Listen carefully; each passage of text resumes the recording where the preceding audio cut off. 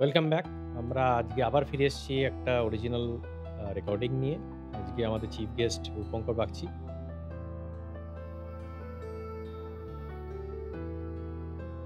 এই গানটা আমরা ১ম রেকর্ড করেছিলাম অনেক বছর আগে। এই গানটা আবার রিক্রিয়েট করছি রূপঙ্করদার ভয়েসে। একটু জেনুইনলি একটা ডিফারেন্ট ফিল এসে গেছে গানে। ওনার ভয়েস অন্য মাত্রা এনে দিচ্ছে আমার গানের। আমরা ভীষণ এনজয় করলাম ওনার সাথে আজকে রেকর্ডিংটা। ওনার সাথে অনেক গল্পগুজব করলাম গান বিষয়ে এবং অন্য বিষয় নিয়ে। সেসব নিয়ে একটা আলাদা পডকাস্টই থাকছে, ওটা দেখতে ভুলবেন না। আজকে আমরা এই গানটা নিয়ে আরও একটু বিস্তরে আলোচনা করি। গানটার লিরিক্স নিয়ে শুরু করি। লিরিসিস্টকে স্বয়ং প্রশ্ন করা দিয়ে শুরু করতে পারি। তাহলে আজকের গানের নাম বুকের কোণে।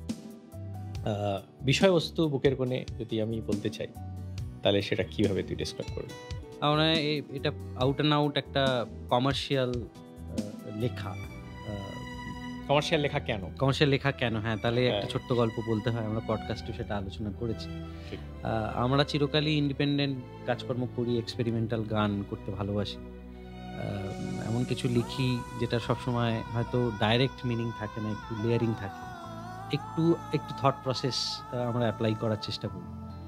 তো এই গানটা যখন আমরা কিছু লোকের সাথে আমাদের গান বাজনা নিয়ে চর্চা করছিলাম, ইন্ডাস্ট্রির কিছু বন্ধুবান্ধব আমাদের আছে, তো তারা আমাদেরকে একটা চ্যালেঞ্জ ছুড়ে দেয়। ইনফ্যাক্ট একজন মানে খুবই নামকরা, আমি তার নাম করছি না, বারণ করেছে সে বলতে, খুবই রিনাউন্ড একজন এই ইন্ডাস্ট্রিরই সাউন্ড রেকর্ডিস্ট আছেন, সাউন্ড ইঞ্জিনিয়ার বেটার, আমাদের বাল্য বন্ধু, আমাদের ছোটবেলার বন্ধু, যে আমাদের গানের খুব অ্যাডমায়ারার এবং আমাদেরকে বিভিন্নভাবে অ্যাপ্রিসিয়েট করে। তো আমাদেরকে একদিন চ্যালেঞ্জ ছুড়ে দেয় যে তোমরা তো ইন্ডিপেন্ডেন্ট গান বাজনা করো, কিন্তু তোমাদের গানগুলো একটু থট, মানে হাই থটেড, এমন কিছু গান যেটা সাধারণ মানুষ বা ইন্ডাস্ট্রির স্ট্যান্ডার্ডে হচ্ছে না। তোমরা যদি মাসের জন্য কিছু কাজ করতে চাও, তাহলে একটু ব্যাপারটাকে একটু মশলাদার করতে হবে, মাসালা সং আমরা পারি কিনা, এবং একটু সহজলভ্য, সহজভাবে যদি ব্যাপারটাকে এক্সপ্রেস করা যায়। ঠিক। তো এরকম আমাদের চ্যালেঞ্জ ছুটে দেওয়াতে আমরাও ভাবলাম যে হ্যাঁ, এটা ঠিকই বলছি। কারণ আমরা সত্যি যদি কোনো সিনেমাতে কাজ করি, ইন্ডাস্ট্রিতে কাজ করি, সেখানে যদি এই ইন্ডাস্ট্রির স্ট্যান্ডার্ডে আমরা যদি গান বাজনা না করি, আইদার খুব ওপর দিকে বা খুব নিচের দিকে হয়ে গেলে আমরা তো কাজ করতে একটু ডিফিকাল্টি হতে পারি। তো আমরা চ্যালেঞ্জটা নিলাম এবং আমরা গোটা ৩-৪ গান আমরা বানানো শুরু করলাম। আমাদের হার্ডলি বোধহয় ২-৩ দিন লেগেছিল একটা বেসিক লিরিক্স বানাতে এবং সেটার উপর টিউন করতে। দিন ৭-এর মধ্যে আমরা গোটা ৩ গান আমরা নামিয়ে ফেলে দিই। তার মধ্যে এটা একটা, অফকোর্স এটা আমরা কোনো সিনেমা বা মাস বা পপুলার মিডিয়ামে এটা দেবো এবং সব জনসাধারণের জন্য করবো, এরকম একটা থট প্রসেস থেকেই লেখা। এবং এই গানের বিষয়বস্তু যদি আমরা বলি, বুকের কোণে শব্দটাতেই আমরা বুঝতে পারি যে এটা হৃদয়ের কোণের কোনো একটা বিষয়বস্তু বা ব্যথার জায়গা থেকে বা কোনো একটা এক্সপিরিয়েন্স থেকে এই গানটা আমরা লিখছি, যেখানে আমরা বলার চেষ্টা করছি যে একটা মিড বয়সী লোক, খুবই সাধারণ মধ্যবিত্ত আমাদের মতোই, যাদের জীবনযাপন একটা বয়সের পর যখন তার জীবনের আর কোনো এক্সপেরিমেন্ট থাকে না, ইন্টারেস্টিং কিছু করার থাকে না, 40-45 হয়ে যাওয়ার পর মানুষের জীবনযাপনটা অনেকটা একঘেয়ে হয়ে যায়, একটু বোরিং হয়। তো সেই রকম একটা বয়সে বা সেই রকম একটা সময়কালে যদি একটা মানুষের জীবনে প্রেম আসে বা কিছু ইন্টারেস্টিং বিষয় আসে, যেটা হয়তো সে মুখ ফুটে বলতে পারছে না, তার হয়তো খুব ইচ্ছে থাকলেও সেটা সে প্রকাশ করতে পারছে না বা সেই সম্পর্কে জড়াতে পারছে না, আবার সেটাকে এড়াতেও পারছে না। তো এরকম একটা জায়গা থেকে সেই ভদ্রলোক বা ভদ্রমহিলাও হতে পারে, সেটা সে কিভাবে সেটাকে এক্সপ্রেস করছে, মানে দীর্ঘশ্বাস নেওয়া গান, দীর্ঘশ্বাস নেওয়া গান। ও আমাকে মাঝে মধ্যে খোঁচা দিয়ে বলে এটা নাকি পরকীয়া গান। ব্যাপারটা একদমই তা নয়।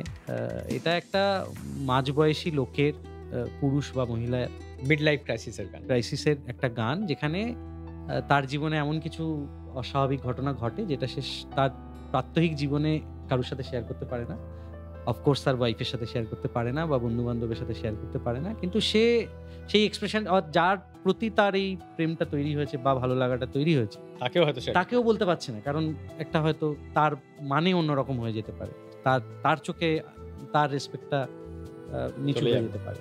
তো এরকম একটা সিচুয়েশন থেকে এই গানের লেখা। কিন্তু ভালোবাসার তো কোনো কন্ট্রোল নেই, তো প্রতিনিয়ত মানুষ ভালোবাসে, নতুনভাবে ভালোবাসে অন্য লোককে। ঠিক।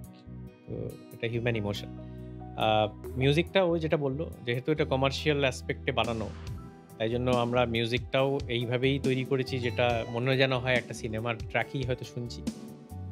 All the elements of a মাসালা সং সেগুলো সবই আছে এই পার্টটার মধ্যে।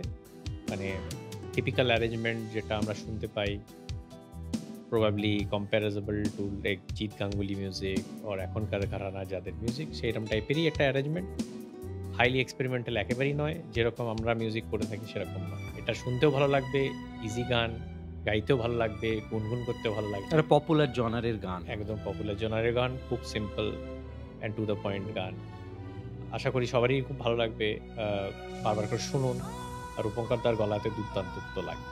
সুরের ক্ষেত্রে আমার মনে হয় রূপঙ্কর দারও আজকে আমাদের এই আরেকটা পডকাস্টে উনি মেনশন করেছেন যে সুরে একটা অদ্ভুত জাদু আছে যেটা গুনগুন করা যায়, যেটা মানুষের মাথায় হয়তো ব্যাক অফ দ্য মাইন্ড সেটা রয়ে যাবে।